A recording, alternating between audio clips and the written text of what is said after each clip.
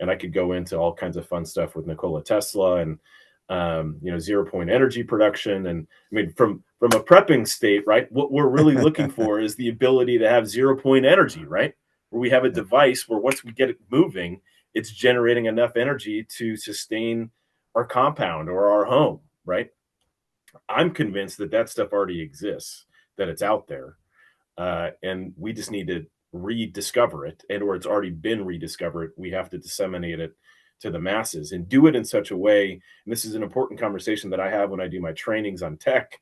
But I talk to people frequently about this very specific thing, which is we need to rethink how we're delivering technologies and delivering products and services into the masses right now. We've been trained to think, oh, well, I have an MBA education, and the best way to do this is to file a patent and get full control and ownership of it and have full equity control and ownership of this business so that I can do things my way, right?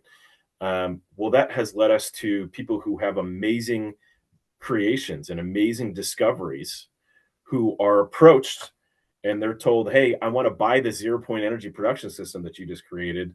I'll give you $150 million. You can go buy an island and satisfy your every carnal desire.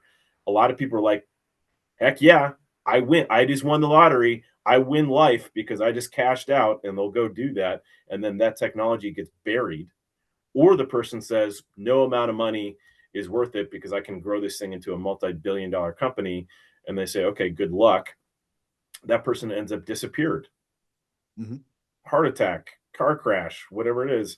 And because all of that knowledge was centralized, it effectively gets disappeared as well in the process. So I Yeah. think firmly believe that the future has to be decentralized and open source.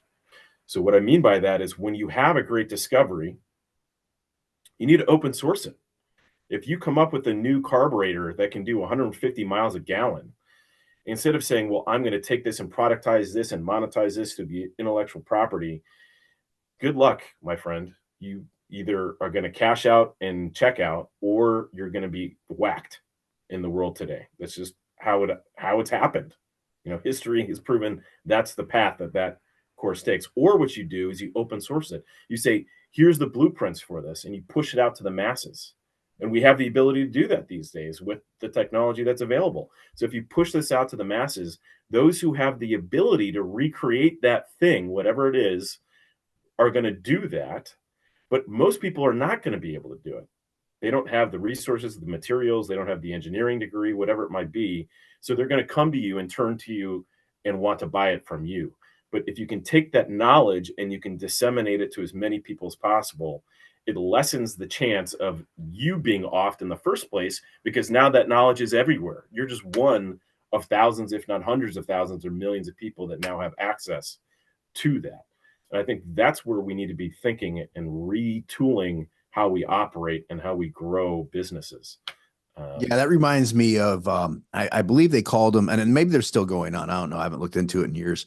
But back, I know in the 90s and stuff that they had the Green Olympics, they called it, or something along those lines. And it was the auto industry and through it with the oil industry. And they would have these contests to see who can make the most fuel efficient car or car part, right? So, Mhm. hey, let's put this 100-mile, 100 mile per gallon carburetor or injection system or what have you on a car, and you win this award, and in turn basically they do just what you said. They scoop up your patent, they shelve it, and then nobody ever gets to it. I think one of mankind's biggest problems is just that right now. It's any new technology that comes out that might change the paradigm just gets stifled. They don't want to see it, right? Because it's going to upset their apple cart with everything, if with their plans, everything that they have in place. And so let's crush this, future of what we can do that would be beneficial for the human race, just like you said, with energy, with Tesla, with all that kind of stuff. Yeah. And I mean, even from the prepping state, if you look at the amount of degree of tech that allows you to produce more than enough food for your not only your home and your family, but your neighbors, right?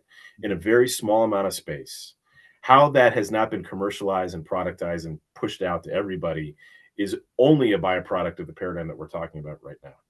Well, And yeah, I I've mean, seen, even so much as what they have out last week, the week before, some of the headlines were that if you grow your own garden, that you are 5 to 10 times, I think it was at least 5 times, you cause 5 times the impact on the environment. So right. they're discouraging people like us going out in our backyard with a hoe and a shovel and a fork and turning over the soil and planting some organic seeds to go, oh no, it's more environmentally friendly to go with these, these big companies that are destroying the soil and Yeah. not sustainable and all that. And so Yeah, it's, and their food is know, all processed, literally processed garbage.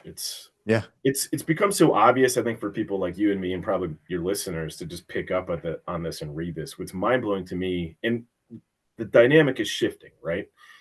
But I was just at a wedding last weekend and I met some family who I love them dearly, right? But their head is so firmly lodged in the sand that they can't see what is literally staring them right in the face.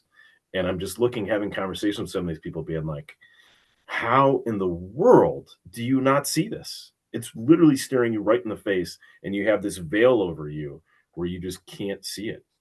So I wonder how many folks are still living in that paradigm. But I still think there's a lot. I think there's a lot of people that want to make this shift.